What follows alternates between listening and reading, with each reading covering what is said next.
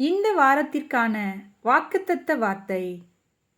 நீங்கள் எதிர்பார்த்திருக்கும் முடிவை உங்களுக்கு கொடுக்கும்படிக்கு நான் உங்கள் பேரில் நினைத்திருக்கிற நினைவுகளை அறிவேன் என்று கர்த்தர் சொல்லுகிறார். அவைகள் தீமைக்கல்ல, சமாதானத்துக்கு ஏதுவான நினைவுகளே.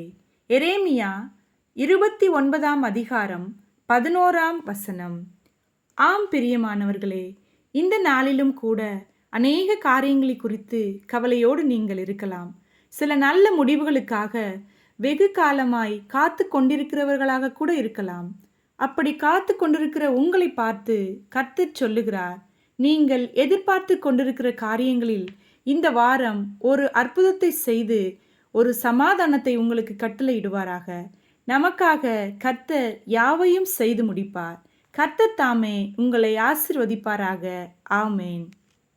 எதிர்பார்த்த முடிவை தருபவரே, எனக்காக யாவையும் செய்பவரே.